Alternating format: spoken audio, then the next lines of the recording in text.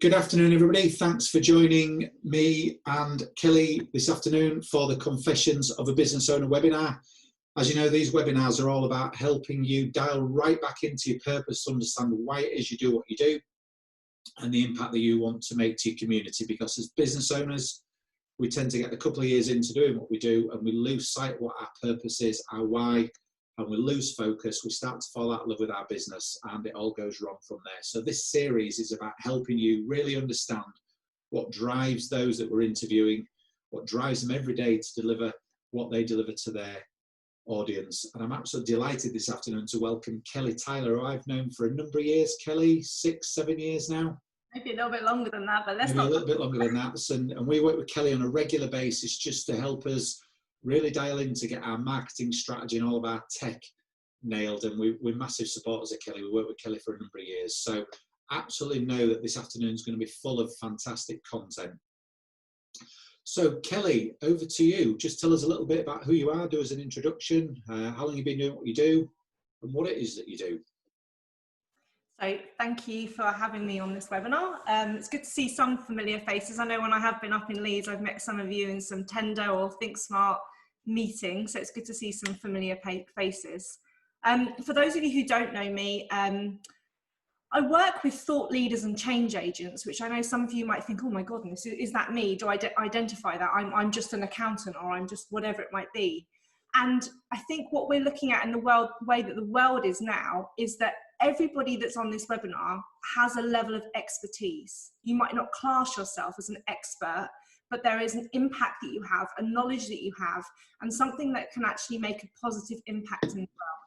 And that's really where I love to work with people who are thought leaders and change experts in their field to make that positive impact.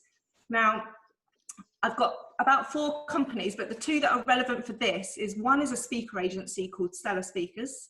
So I manage professional speakers and get them out there, mainly in corporate land, to raise their message, impact and train corporations.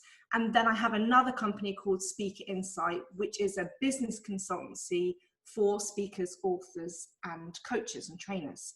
So when I've been working with Gary and his team, who I'm sure you're familiar with, it's looking at really how business owners and entrepreneurs are developing into this role as a thought leader or a change maker.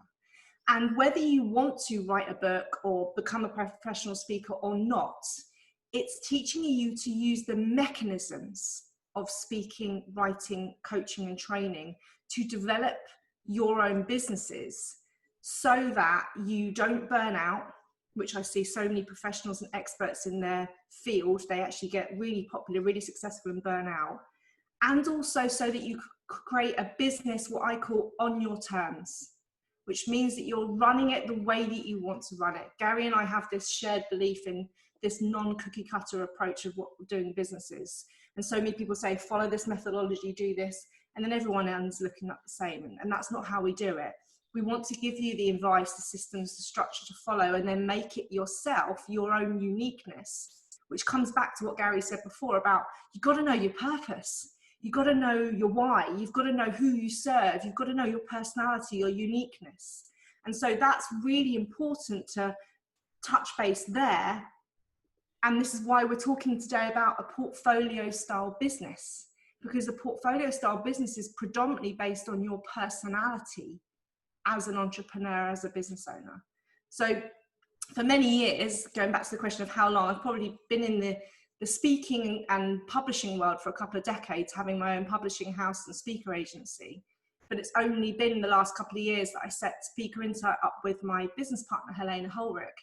And we started teaching people how to run a business and signposting them to the professionals that they needed to either write a book, have an agent, have a web designer, whatever it might be, to set them as an expert business owner. And Kelly, you talked about this concept of running a business on your terms. When I mention purpose or why, which is why you do what you do as business owners, and for everybody that's kind of watching this on live or replay, what happens when you get a couple of years in? The business finishes up running you, doesn't it? Because, you know, you didn't never signed up to it. 60% of your time you're doing all this other stuff that comes with running a business. You're not in front of clients. You're dealing with staff issues and finance that you don't understand, and you're having to go out and sell and market that you never did. And this is why I beat the drum that I beat, is that business owners finishing up, they finish up the businesses running them, not the other way around, right? So this for you is about helping them understand how they can build a business on their terms, so the business isn't running them. Yeah, and I think maybe what I could do is share some stats. And are you okay if I do that, Gary? Just share a bit of insight around things to. Yeah.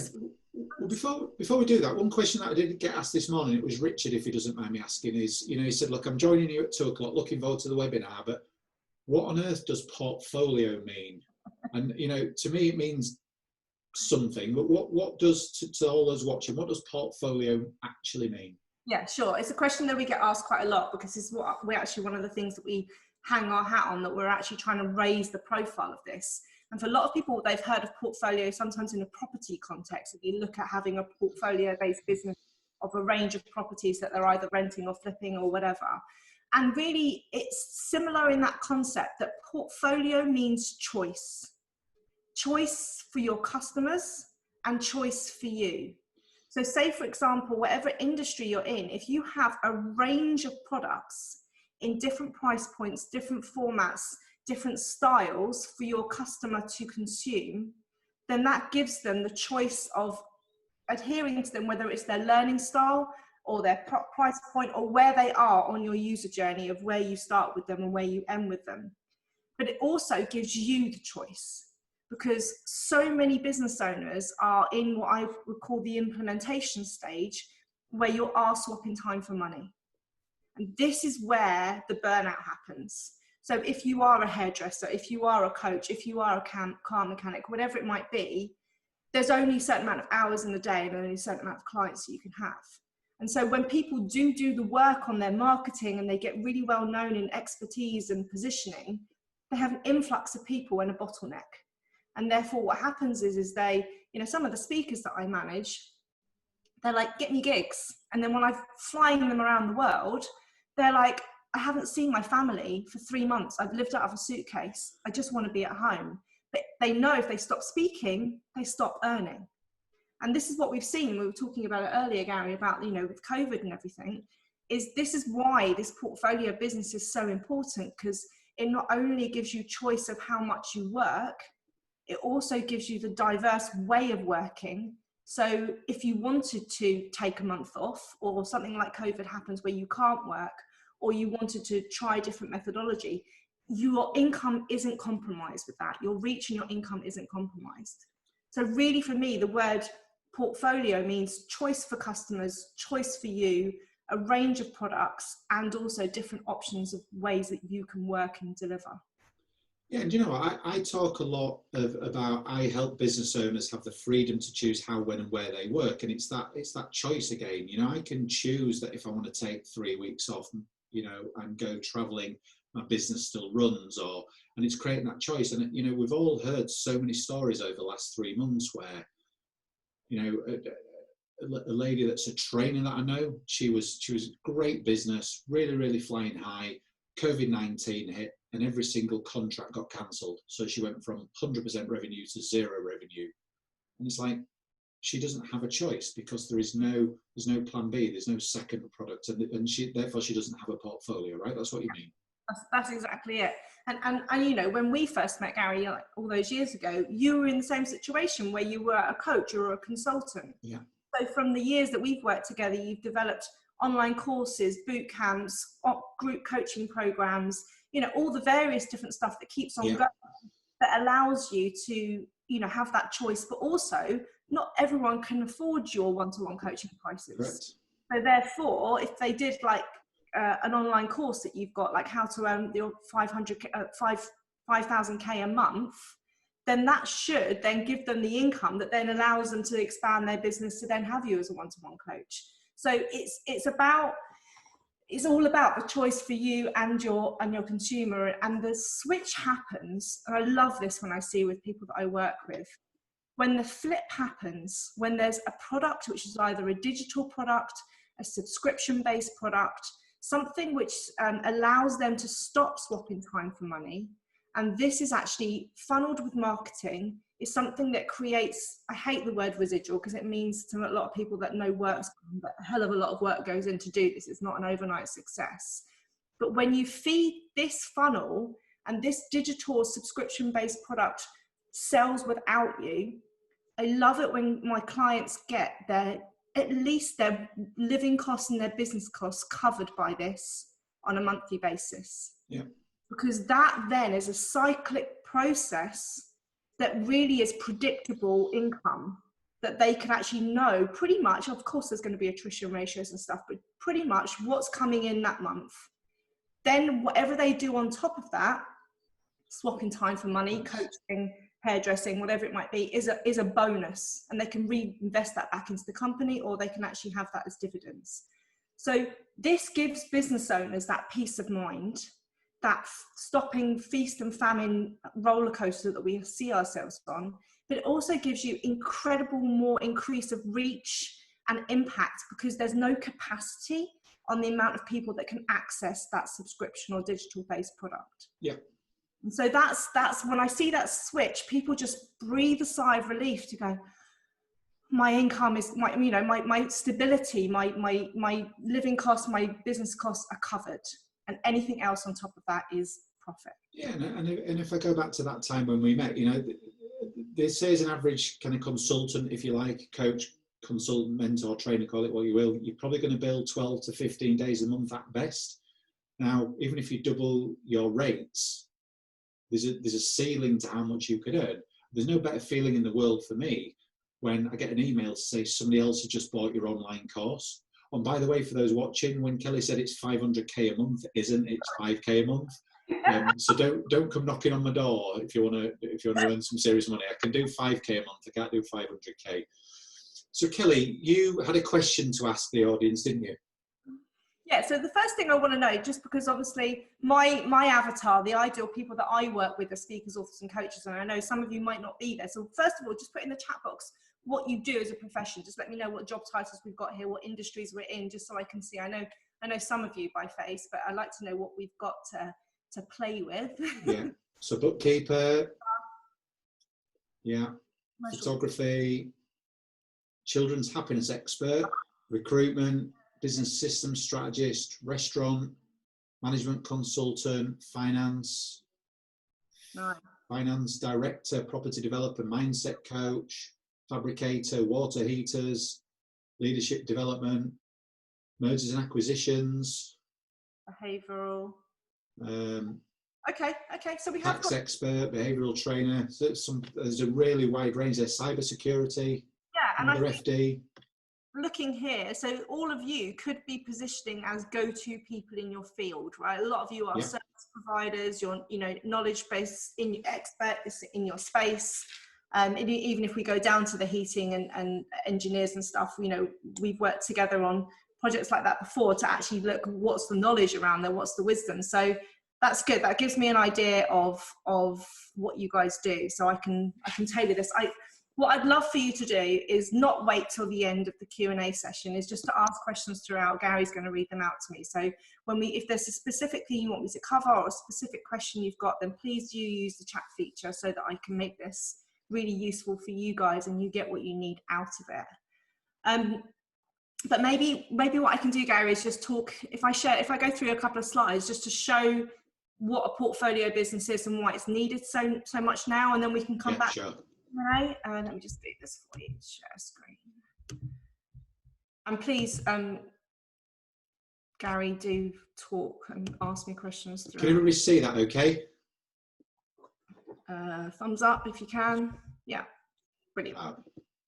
Okay, so like we were talking about before, and I know this is why you do what you do as well, Gary, is that the rise of the entrepreneur is here, right? As it says on this FSB stats, there's 5.9 million SMEs in the UK at the moment, and it's rising and rising every year. And I think I love this, right? I love the rise of the entrepreneur because it just means that people are gaining control. Innovation happens so much quicker.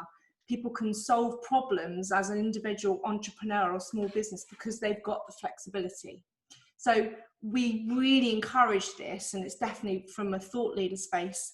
It's, you know, we've got kids that are earning millions of pounds on YouTube by doing toy reviews and stuff. Like, it's crazy how people are earning money. And there are also people that are solving problems. Like, there's that ocean ring that young guy created that cleans up all the oceans just by, you know, the innovation is immense. The problem that comes with this growth is, I don't know if anyone here has read the book, The E-Myth. If you have, give me a show of hands. Yep, thumbs up, got people saying. So if you haven't, it's a good book to read. It's probably the most boring title that most people get put off by reading it because it looks really, really dull and uninteresting. But The E-Myth is actually a really good book for any entrepreneurial SME mindset, because you'll go, oh my God, they've just described me. And one of the sections in there is when it talks about the technician business owner, which is what Gary was referring to at the beginning. When you say, look, I'm going to become an accountant or a bookkeeper or whatever, because this is what I love to do. And then when you realize that actually what's involved in there is you actually have to do all the marketing, and you have to do the sales, and you have to do the people recruitment, and you probably do like the finance and the book management, but most people won't do that. And that's when people start to fall out of love with their business. Because actually becoming a business owner is more than just being in the operations implementation part of what you love to do. And I've experienced this in my own life, when you've become manager and director, etc., and you actually stop doing a lot of the groundwork that you love to do, and 80% of your time is actually managing the business, which for most people isn't enjoyable. And so what happens there is that you fall out of love with the business. You start to resent it, and also it's not giving you the results, because most people aren't. I find, for myself, I'm in the marketing space, which means I'm really rubbish at numbers. Some people that are good at numbers are normally really bad at the marketing and the creative space. So it's not often you find someone who is really whole in all the areas of sales, marketing, ops, finance, and people. So what happens is the business doesn't actually give you the rewards that you wanted it to, or that you deserve, with the amount of effort that you're putting in, because most people are working really hard. And then what we've seen probably much more in the last 5 to 10 years is this shift that the personality portfolio business styles, portfolio style businesses, are the ones that are thriving. And what I mean by that is, people buy from people. So when you can get your purpose, your why, your personality, your uniqueness across about why you set your business up, how you help people, why you've got such a dedication and passion for your avatar, for your customer, where you then before, and you want to share the story of how you can help it better. When people can market and connect with that, you're more likely to sell, because people buy from people. So when you're competing against the faceless brands that nobody really knows anything about, why they were set up, etc., their values are on the corporate wall or in the lift, but that doesn't get to the client, you've actually got a massive advantage to actually say there's a level of connection. And I think, especially these times, trust is really important with consumer decisions. When people actually know the ethics, the values, the why of why you've set your company up and how you're helping, how it's run, they're more than likely and wanting to help those SMEs rather than feed large corporations that sometimes aren't ethically run. So that's one thing. We need to tap into you to position you more in your marketing to connect more with your audience. That's the personality style. The portfolio style is actually having a business that isn't creating capacity issues, that isn't creating just one stream of income so you've got all of your eggs in one basket. And that gives you choice, because the E-Myth technician business owners are literally just swapping time for money, and they're trying to manage all these other things at the same time. So this is where, hopefully through this, I'll start sparking some ideas off for you of how you could actually develop your business model to include more of a portfolio style business. I've got some stuff coming through, Gary. I saw some stuff. Yeah, so Gary's asked, what's the best platform to build an online course? And Joe suggested that Kajabi is a good option, but you don't finish up owning the content, so it depends on budget. So what's your thoughts on where you should build and host online courses? So I've got a PDF, I'm happy to send this out to you, which is a course comparison platform where it compares all of the platforms out there for you, price, fit, functionality, etc. And then you can choose which one's right for you. Because, as I say, when someone asks me what's the best CRM system, what's the best platform, I can't just go, oh, it's this, because it all depends on your unique situation. So, for example, for I use two. So I use Thinkific for my short online courses. Which is because I can have them all in one store. You can start Thinkific for free. So if anyone wants to start doing online programs and they don't want to pay out lots for platforms, you can actually start your first 3 courses for free on there, get some money coming in, and then upgrade to a business package which has more functionality. I really like Thinkific because of the usability, the interface. You can log in with LinkedIn and all these types of things. And that aspect, it's free. So I will put the link in there. I also use LearnDash. Now, what that does is that's in part of my membership site where I actually want it to be integrated into my WordPress site rather than take them somewhere else. So again, even I have 2 platforms that I use because they have different functionality that I need. And so I don't think it's a one-size-fits-answer question, but I'm happy to send the link out, Gary. Are you sending people the recording of this afterwards? Everybody that's signed up today will get an email tomorrow with the recording on for sure. So I'll give you any questions you guys have got. I'll put links to resources in that email for Gary to send out to you. Okay, just a quick question from Nameen, who runs a restaurant in the centre of town. Could you have an online course if you're a restaurant owner? 100%, right? So tell me what type of food that you serve. So let me talk about, and then we'll come back to that question as well, but that's what we class as the demonstration side of things. So let me go through this because this might help you. So what we're saying at the moment, because of this rise of the entrepreneurs, actually you guys are competing in quite a crowded space, right? I love the fact that anyone can set up a business overnight and that we've got all of these systems and tech and resources to basically help us. It wouldn't have been possible 10 years ago to run a business like we do now on the internet with sales funnels and, you know, accountancy software and marketing facilities. It's just fabulous. But you are in a crowded market space. So having this personality style business helps you stand out. But the thing that a portfolio business does is it goes through these stages.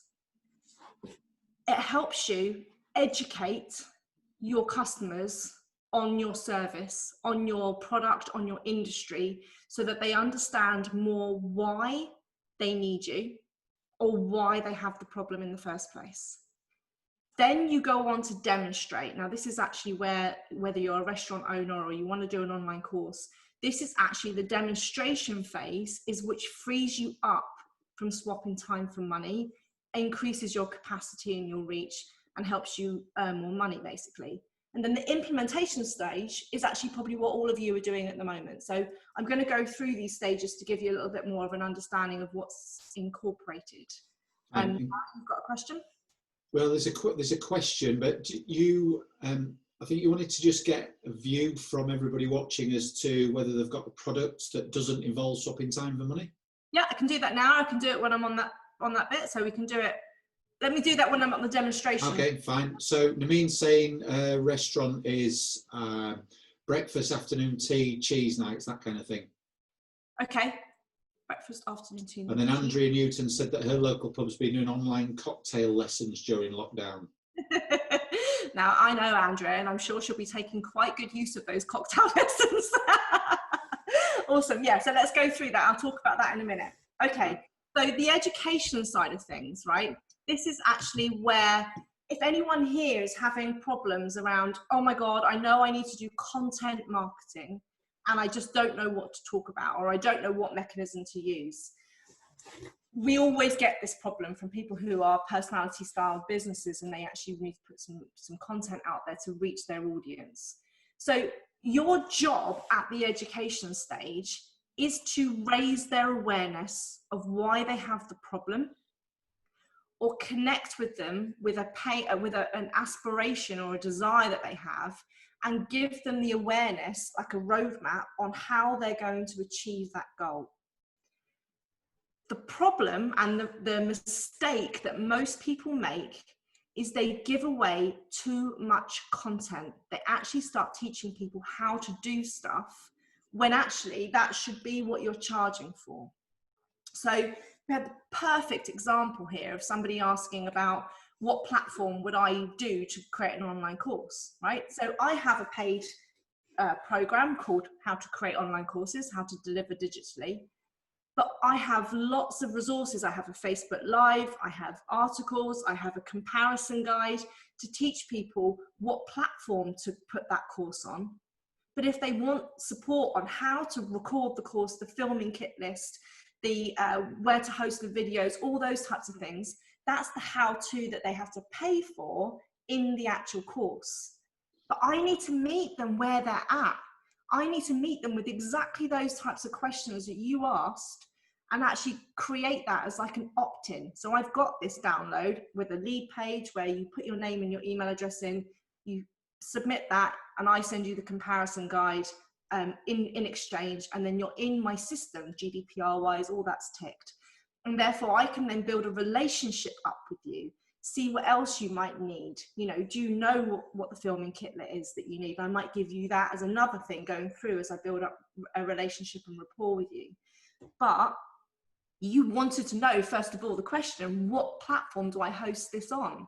So it's getting inside your avatar, your ideal client's head, to go, what's the frequently asked questions that they're asking that I can create LinkedIn lives on, blogs on, webinars on, just like Gary's doing here? And how can I serve that person to move them from A to B, rather than actually get their online course created all the way over here? I'm just moving them along the way, educating them about why I'm the best person to use, comparing them to the other services, looking at your USP, looking at your positioning, telling them about your expertise, your experience, your research, your qualifications in the field to really stand you out as that go-to person. And so that's really key, that a lot of the work is done here in the marketing side where you're educating.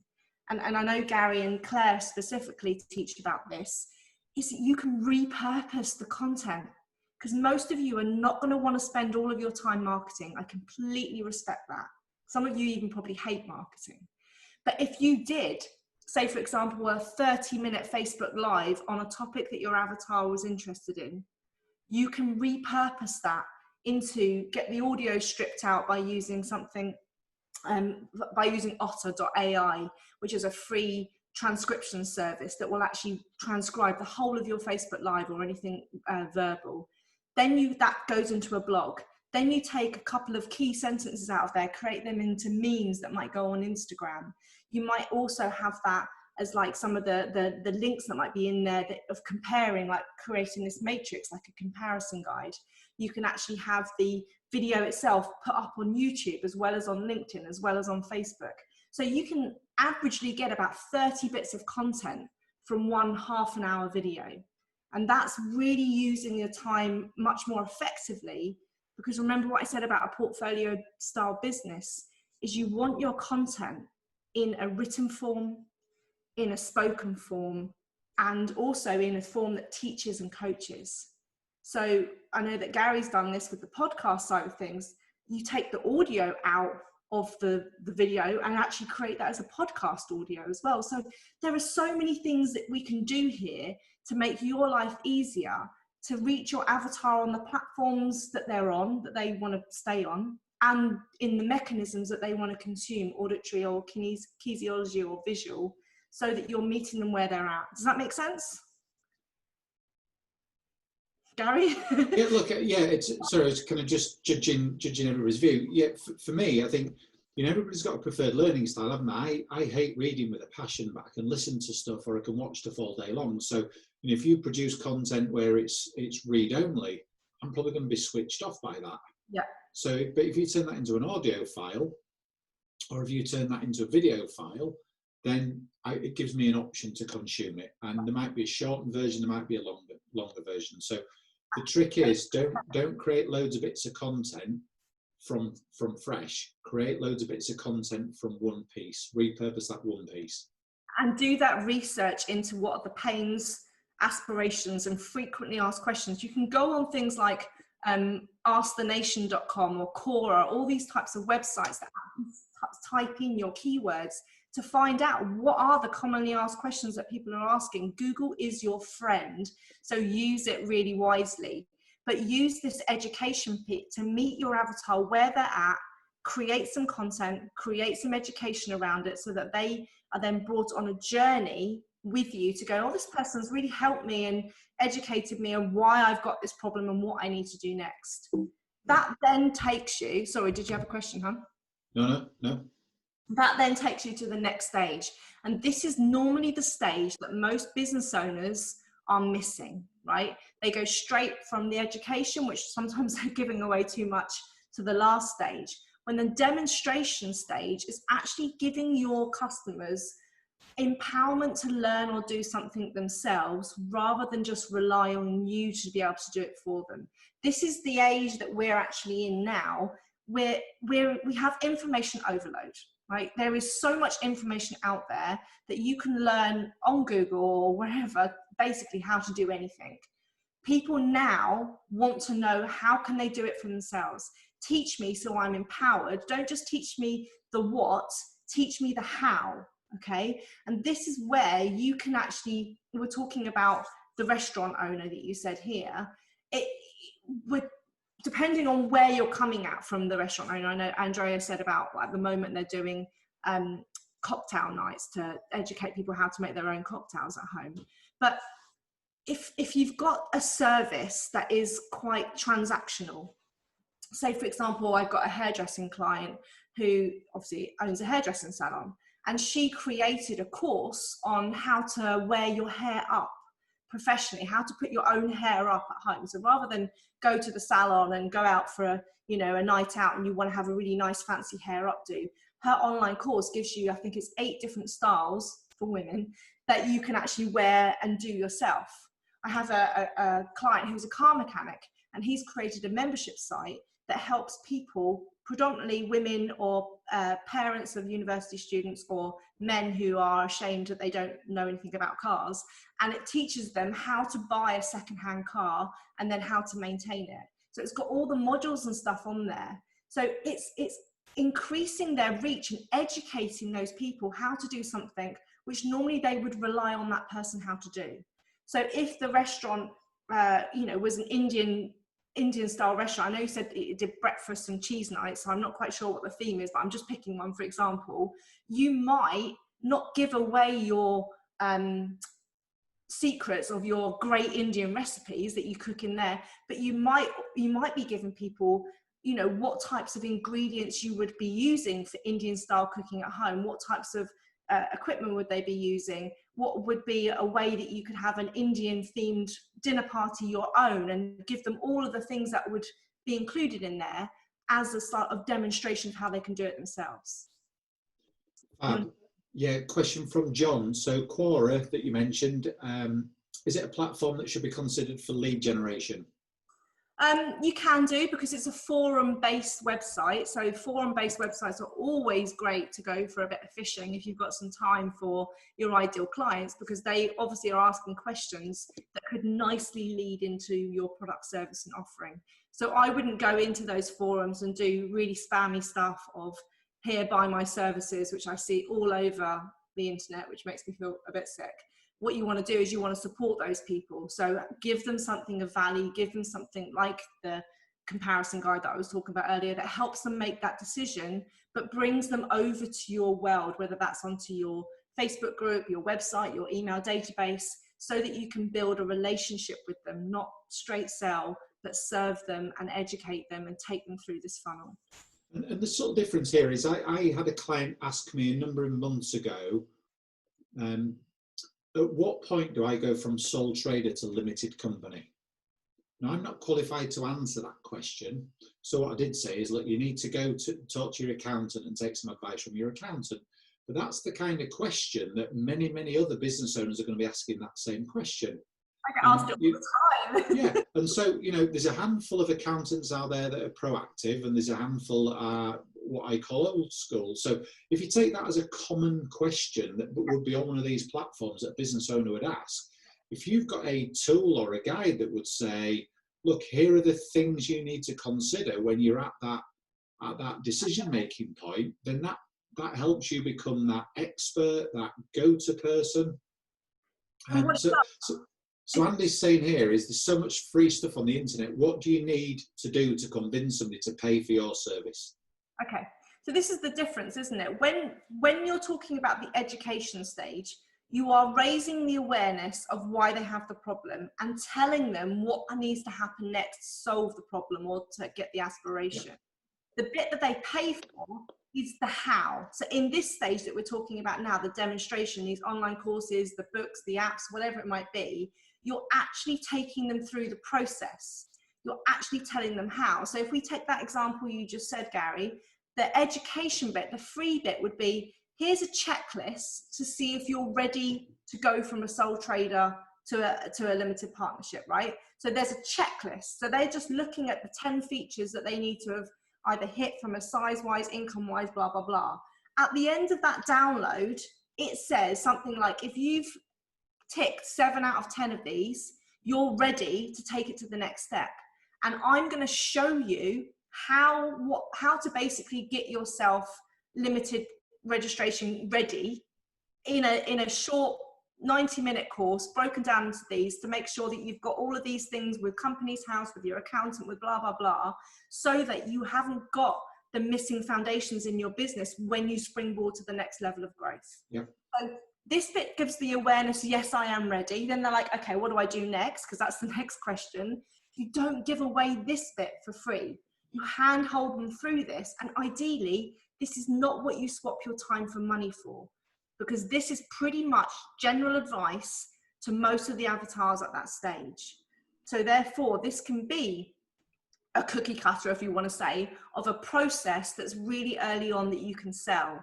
When they then get to that level and they might have been trading for 6 months or a year, then you might actually work with them one-to-one on an accountancy book level, whatever, consultancy base, to actually refine their marginal gains in their business, you know, their tax, all those types of things. That's a bespoke service that is the last stage of swapping time for money.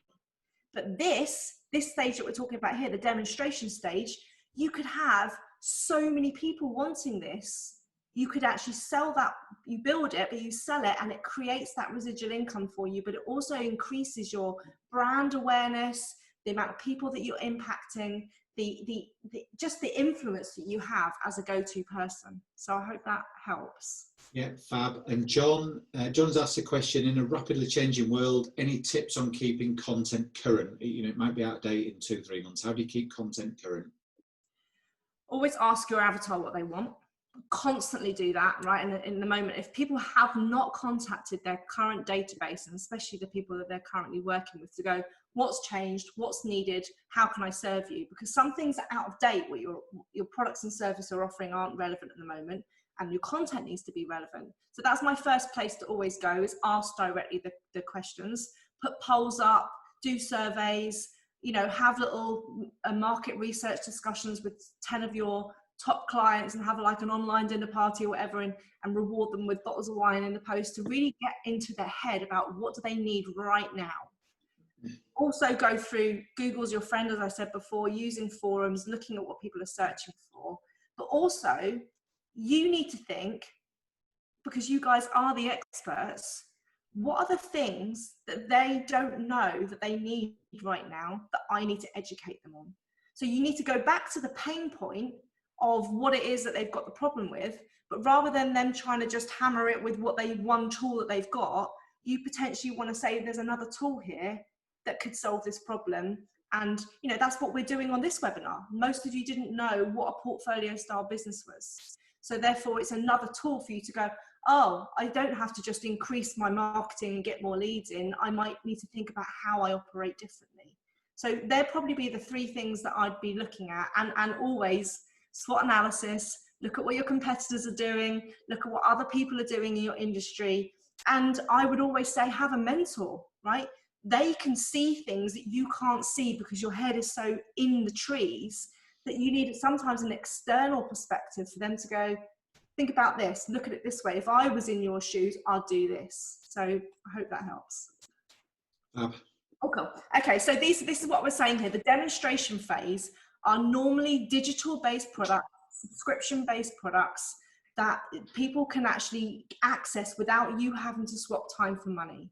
So, and this is the one which educates them on how to do something themselves, how to buy that second-hand car, how to cook that Indian meal, how to do my own hair, whatever it might be. I mean, when I work with speakers, authors, and coaches, so this is really easy for them because they're constantly teaching the how, but they're normally swapping time for money for that. So this is the stage that I think maybe we should just do a quick poll. Gary, I know you've got a poll ready. I just want to see how many of you do already have a product that's ready to buy that doesn't involve swapping time for money. So Gary, have you got a poll ready to go?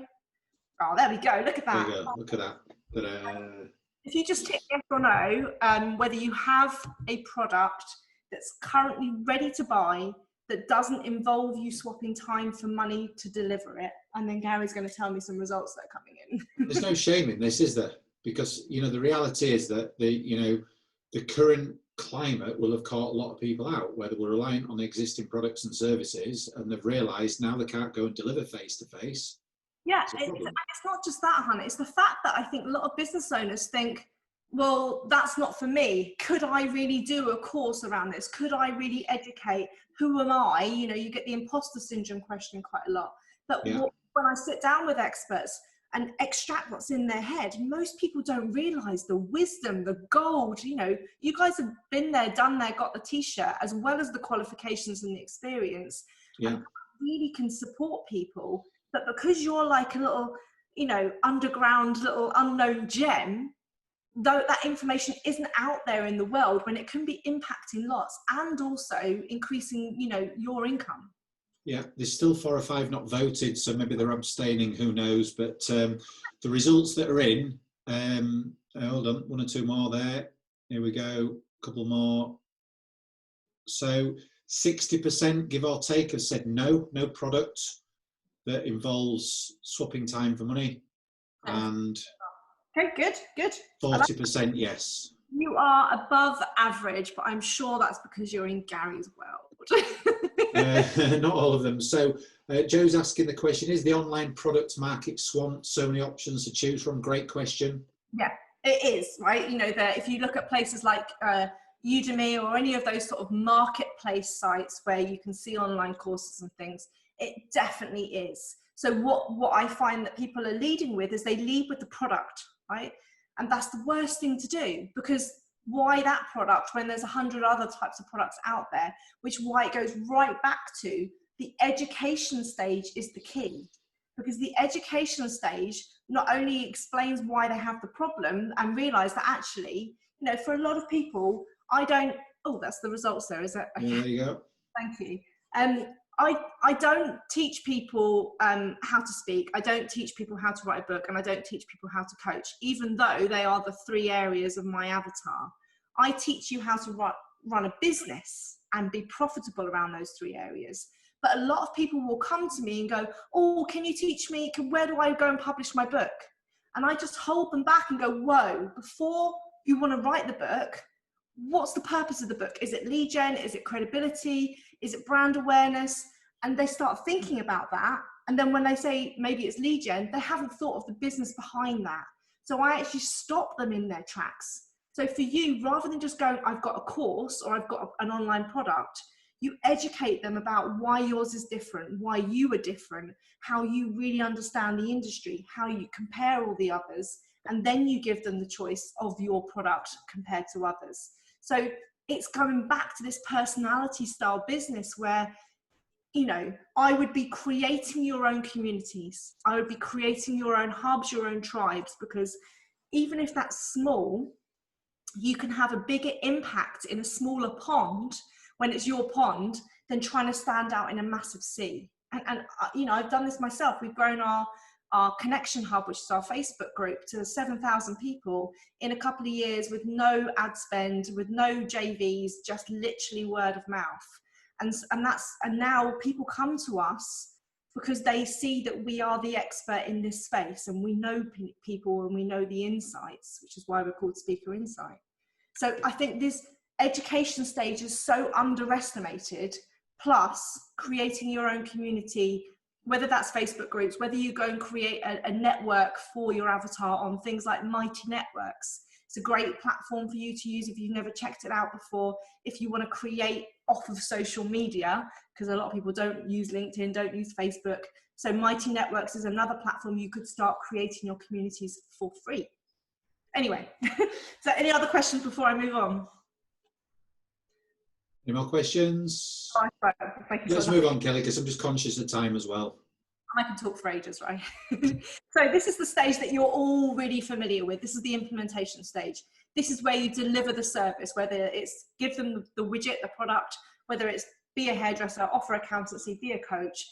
And some of you might also look at an exclusive offer within the implementation stage, which is offering a done for you service, right? So rather than just actually exchanging time for money, you might actually do it completely for that person. So you want to write a book? Well, rather than write the book, let's outsource the writing, give it to a ghostwriter, and they'll do it for you, type of thing. So this is not an issue. I don't need to teach you this. You're already experts in all the things that you put down. However, what happens here is people suffer two problems, right? So they either are having the problem of inconsistent marketing, where they don't think they have enough content, they're not attracting the right avatar, they're not getting engagement on their stuff, they have nothing automated, so they're finding that they're constantly having to do marketing, and they don't have a clear user journey of where they're taking their prospects through. What's the beginning, what's the end, what's the small steps that they can take along the way.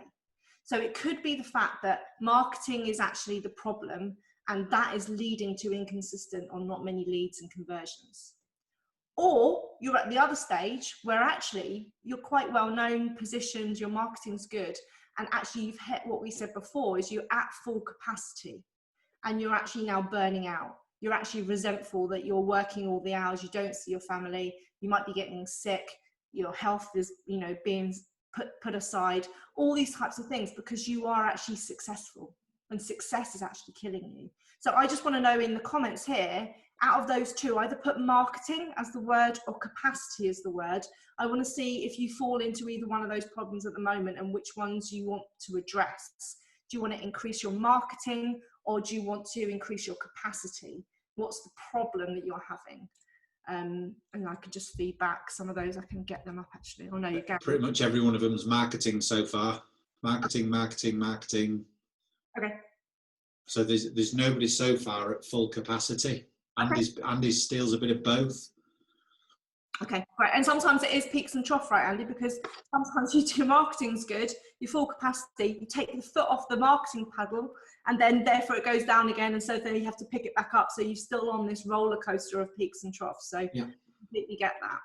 So when we're looking at those two sides of things, marketing is normally the problem, because most people go, well, if we just get me in front of that person, I've got a really great conversion ratio, but I'm just not getting the right people through, or I'm not getting enough eyes on my product. Okay, so this is when the portfolio business comes into play. As I said before, you actually stand out when you are at the heart of your business. When you are that personality style business, people buy from people, people trust you more, people warm to you, or they might not warm to you, and that's completely fine. I'd much rather you be Marmite than vanilla, because you're more memorable and people are drawn or repelled to you. But I want you to think at the moment, looking at your business, how much of you is in your marketing? Okay, how much do you do where you're front facing, where the client can actually see you, they can ask you questions, they understand your whys, as this is all about the purpose bit. How much is it in your bio? How much is it in your company values? How much do you market the big vision of the company, why you set it up, your experience, your background, your SWOT analysis, the way you stand out, your USP? Because this is actually the bit that attracts, and especially in this day and age, where you're competing against those faceless brands that people are starting to not trust. They also need to see the results. Okay, this is something that I think most people fall down on their marketing. You will talk about your features of your product because you love it, or your service because you love it. It's your baby, we get it. People want to know, so what? What do I get from experiencing your product or service?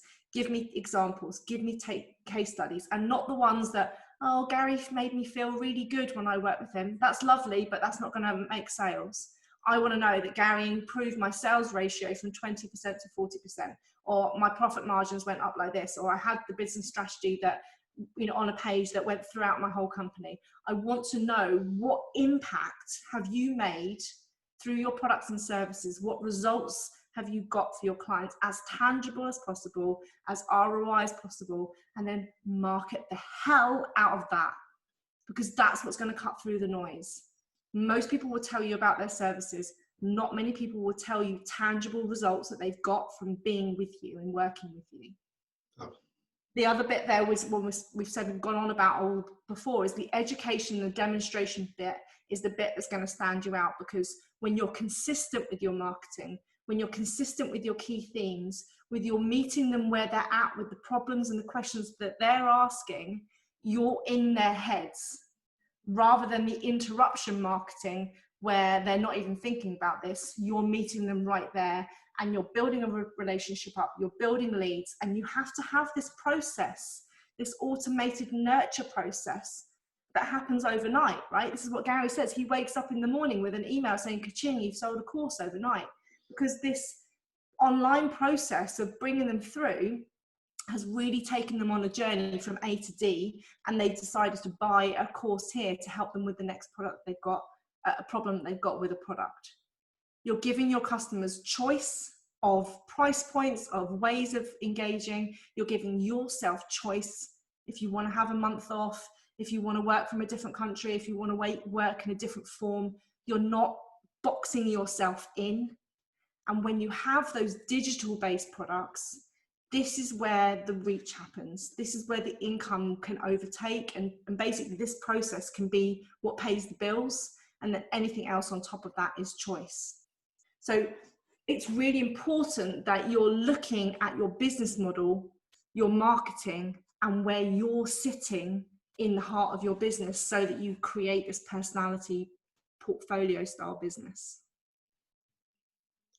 Just a quick question from John. So John works as part of a large business where there are a number of people that might be the face of the business. You know, it's a relationship-based business, so there's no particular one figurehead. So does that mean they've got multiple different campaigns per person or per product offering? How does that work?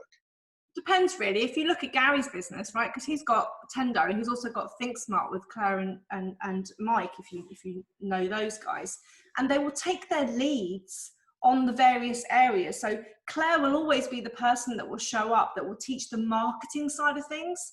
Mike will always be the person that does all the stuff with touch points and customer journeys and the actual tangible marketing side, the outcome rather than the strategy. And Gary is the person that's the business coach that talks about business models, pricing, etc. But they do a lot together. So when we run a boot camp, sorry, so we, because I feel like it's my business too.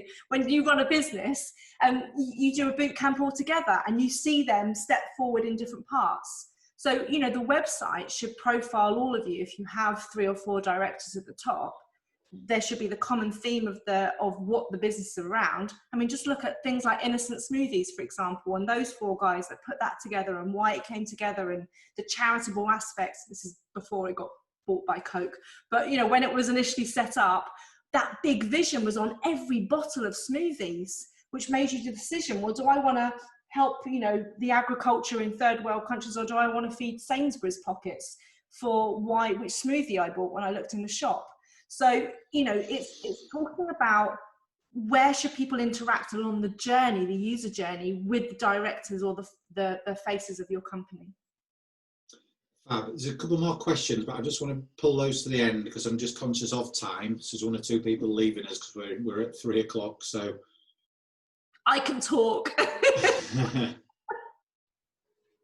Okay, so is there any more slides, Kelly? No, I'm good. Shall I just come off of this? Yeah, fine. So should I just pick the questions up? So let's just have a look here. Andy Steele, did I find that the hardest part was selling the first course? Yeah, absolutely. I think the stages, isn't it? You've got to build the course, and that took us far longer than it should have done for various reasons. Once you've built the course and you started marketing the course, obviously, once you've sold your first one, you know the marketing's working. Until that point, you know the marketing isn't. Once the marketing's working and you sell your first course, you get your testimonial, and then you start to create this snowball effect. And also, you know, when you've got digital products, sometimes they can be a downsell. So if people can't afford your one-to-one services, then sometimes this is the next best thing. So rather than going, oh, sorry, I haven't got the capacity, or you don't have the money to do this, and letting them walk free as a prospect, give them another option of another way to actually get the same information. It's not going to be as good, but at least you're not leaving them hanging. Yeah, look, I've had a lady approach me recently. We're obviously in the middle of lockdown, and she said, look, I really need some help getting my business to the next level. I talked her through the one-to-one thing, and said, well, I'm not really in a position right now to make that level of investment. So it's not a problem at all. Here are the other ways that you can tap into some of the tools that I have. And she bought the course, and she's done the course, 99 quid, got the benefit from it. And she says, right, and now I'm in a position to invest in the next level up on the ladder. And that's how it works. It's about giving you choice, and it's about giving your clients choice. So Kelly, there's a few people saying, you know, they've got to run now because we're at 3 o'clock, but, you know, great insight, loads of great tips, loads of notes. Thank you very much. So is there anything else that you want to add just to wrap this up? Just the whole thing about imposter syndrome is what normally holds the expert personality style businesses back. So if you're thinking about that and that's holding you back, then focus on who you're serving. Most of us have been our avatar. We're just 3 or 4 steps down the line. So think about how it would be much beneficial for you to have talked to your, you know, previous self a couple of years ago, and how much value you're offering, rather than, am I good enough? Have I got enough qualifications? All those types of things. I can send you some, maybe I'll put some links, Gary, for people to look at some training around understanding how to position yourself as an expert, overcoming imposter syndrome, those things that hold people back. Because I think that sometimes when you step out, I mean, I'm an introvert, right? I don't do a lot of the stuff while I'm speaking on stage. I love supporting thought leaders and change agents like you, because you guys normally love the limelight. I'm a techie geek, right? So I'm doing a business on my terms, where I might do this because this is quite intimate, but I'd rather support you to have the limelight on you. And so if you might be thinking, well, hang on a minute, I'm an introvert too. How do I run a business like this? You can do things my ways. Just ask me questions. Come into the community, the Connection Hub. Yeah. I'll put some links in. We run trainings in there every week, every Tuesday. We have so many resources. We have so many connections. So if you are in, you know, I was desperately looking for accountants the other day to refer people to. And so, you know, I know we saw a lot of people in here wear that. Come in, you know, it's not just for speakers, authors and coaches. It's for people that are supporting that avatar as well, web designers, VAs, blah, blah, blah, blah, blah. And just be part of the community, but ask for help. We're really generous. I can see a couple of my ladies on here. I've got Kat and Joe and Andrea and people like that are in my community. They'll say that, I'm sure they will back us up, that we are always there to answer questions and support you. So please do ask. Fab. So that last question, Kelly, where is the best place for people to contact you? And I'll stick that on the communique that goes out tomorrow. Yeah, sure. So really funnily, so when I talk about we'll go where your avatar is, I live on Facebook, right? Yes, I have a LinkedIn profile. I don't do much with it unless someone tags me like Gary. And I'm not on Twitter or any of those types of things, because I want to keep really focused on one platform rather than spreading myself thinly all over. And my avatar is traditionally on Facebook. So I don't accept people as personal friends if I don't know you, but do come over to the Connection Hub or my Speaker Insight page there. You can ask us questions on there. I'm happy to give out my email address, and so that will be in the email that was sent out. And also I'll put some links in there to trainings. And if you want to learn about anything like online courses, running businesses, and on those sort of things, we have a membership site called Changemaker Central, which some of my members are on. Fab. So Kelly, tons and tons and tons of tips and tools and insight there. Amazing. you know, we've overrun a little bit, but I think it was all great content, and that's certainly what the feedback's saying. So I just want to say thank you so much for sharing some of your valuable kind of time. I know you're a busy lady, your valuable time, loads of your tools, your insight, and just giving us some clarity on what next steps we need to make. Thank you. So yeah, an email will go out to everybody tomorrow, just with a recap of the video, just with where you can get a hold of Kelly, and details of next week's webinar. So next week we've got Andy Steele of 360 Chartered Accountants on. Andy's been with us this afternoon, and he's going to talk about all of those businesses that have got untapped cash in their business. They've got cash that just needs to be unearthed, that needs to be dug up.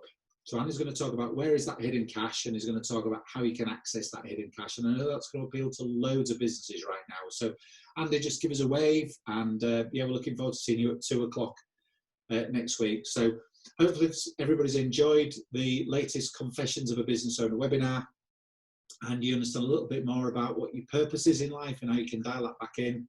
And that just leaves me to say thank you to each and every one of you for joining us. We couldn't do this without you. Thank you so much.